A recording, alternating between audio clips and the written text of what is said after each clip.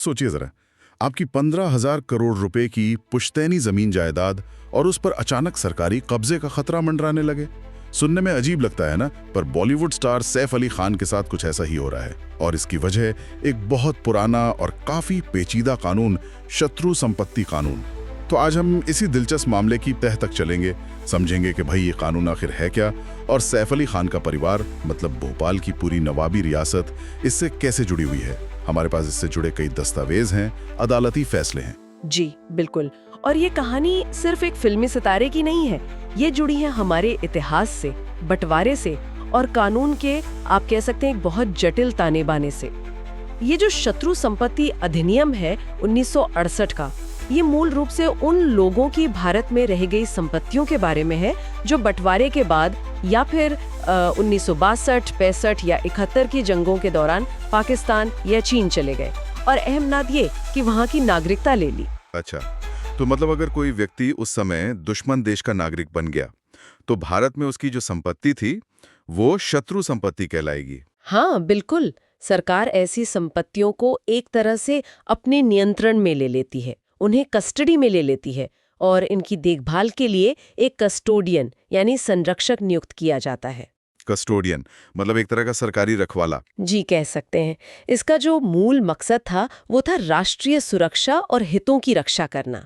लेकिन समय के साथ, जैसा कि होता है, इसकी व्याख्याएं बदलती गईं, पेचीदा होती गईं। और यहीं पर सैफ अली खान के परिवार का जो इतिहास है वो इस मामले को और भी ज्यादा उलझा देता है। भोपाल के जो आखिरी नवाब थे हमीदुल्ला खान, उनकी 3 बेटियां थीं। जी। सबसे बड़ी बेटी आबिदा सुल्तान वो 1950 में पाकिस्तान चली गईं। हाँ। लेकिन दूसरी बेटी साजदा सुल्तान, जो सैफ अली खान की दादी हैं, वो भारत में ही रहीं और उनकी शादी पटौदी के नवाब से हुई। सैफ उन्हीं के वारिस हैं। बिल्कुल, और यहीं असली कानूनी पेंच फंसा हुआ है। सरकार का तर्क ये है, या कहिए कि इस कानून की व्याख्या इस तरह की जा रही है कि क्योंकि नवाब की एक वारिस यानी आबिदा सुल्तान पाकिस्तान चली गईं और वहां की नागरिक बन गईं, तो उनकी पूरी संपत्ति, मतलब जो पूरी विरासत थी नवाब की, वो शत्रु संपत्ति मानी जा सकती है। क्या पूरी संपत्ति? भले ही दूसरी वारिस जैसे साजिदा सुल्तान और उनके बच्चे पोते पोतियां जैसे सैफ वो हमेशा से भारतीय नागरिक रहे हों? जी हाँ, यही तो इस मामले की सबसे बड़ी जटिलता है।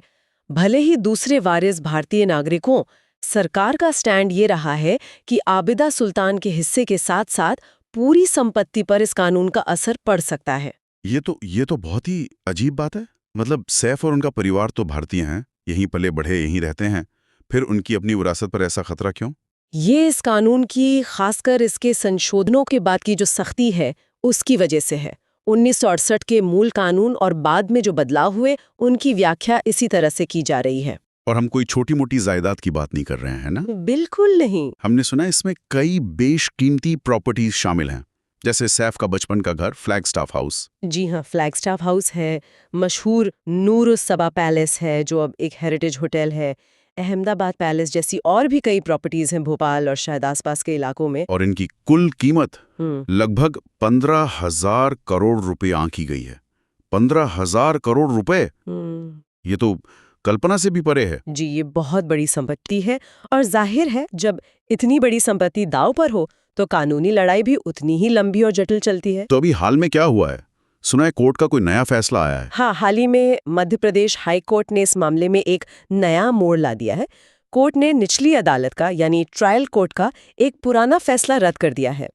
उस पुराने फैसले में सैफ अली खान, उनकी मां शर्मिला टैगोर और उनकी बहनें सोहा और सबा अली खान, इन सबको नवाब हमीदुल्ला खान की संपत्ति का कानूनी उत्तराधिकारी माना गया था। अच्छा, तो निचली अदालत ने तो उनके हक में फैसला दिया था पहले? जी, पहले दिया था, लेकिन हाई कोर्ट ने अब उस फैसले को रद्द कर दिया है। तो इस हाई कोर्ट के फैसले का सीधा मतलब क्या हुआ?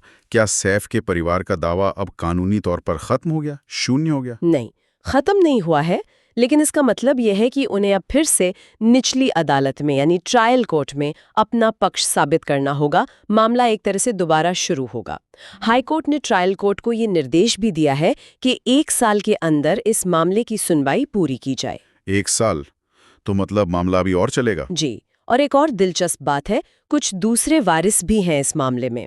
उनका दावा है कि संपत्ति का बंटवारा असल में मुस्लिम पर्सनल लॉ यानी शरीयत एक्ट 1937 के तहत होना चाहिए था, क्योंकि नवाब साहब की मृत्यु के समय वही कानून लागू था और शायद उसके नियम कुछ अलग नतीजा देते।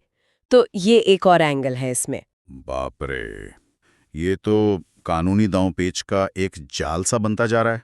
और वो जो 2017 में इस कानून में संशोधन हुआ था, उसने तो इसे और भी सख्त बना दिया था, है ना? हाँ बिल्कुल, 2017 का जो संशोधन था वो काफी सख्त है।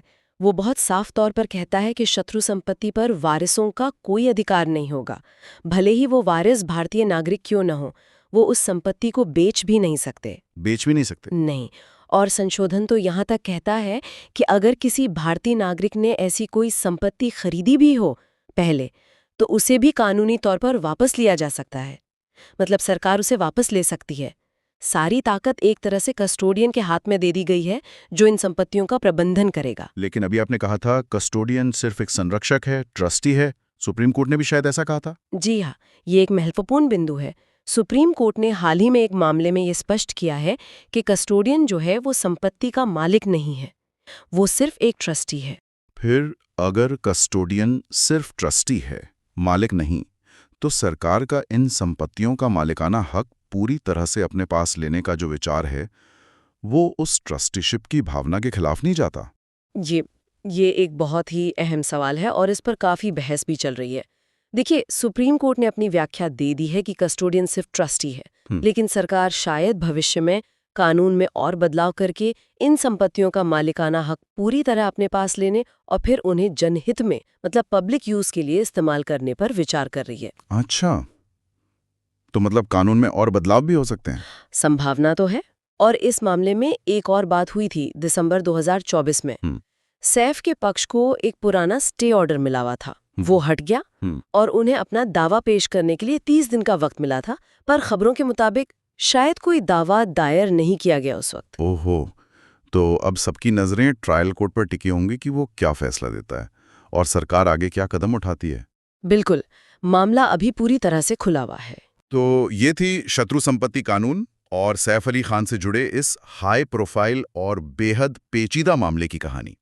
कैसे एक कानून जो दशकों पहले बना था, आज भी न सिर्फ एक मशहूर परिवार बल्कि शायद ऐसे कई और साधारण परिवार भी होंगे, उनकी जिंदगी और उनकी विरासत को इतनी गहराई से प्रभावित कर रहा है। जी हाँ, और ये मामला हमें सोचने पर मजबूर करता है कि जो राष्ट्रीय सुरक्षा का मकसद था इस कानून का और जो व्यक्तिगत संपत्ति का अधिकार है, खासकर जब बात पीढ़ियों पुरानी विरासत की हो और उन वारिसों की जो भारतीय नागरिक हैं, इनके बीच संतुलन कैसे साधा जाए, ये एक बहुत बड़ी कानूनी और शायद नैतिक दुविधा भी पेश करता है। बिल्कुल, इतिहास की परतें कैसे आज भी हमारे वर्तमान को शक्ल देती हैं, ये उसका एक जीता जागता उदाहरण है। इस जटिल विषय पर और भी बहुत कुछ कहा जा सकता है, और अगर आप ऐसे ही मामलों का गहरा विश्लेषण और जानकारी चाहते हैं तो इस चैनल के साथ जुड़े रहना यकीनन फायदेमंद होगा। हम देख रहे हैं कि कई दर्शक हैं जो देखते तो हैं पर शायद सब्सक्राइब करना भूल जाते हैं।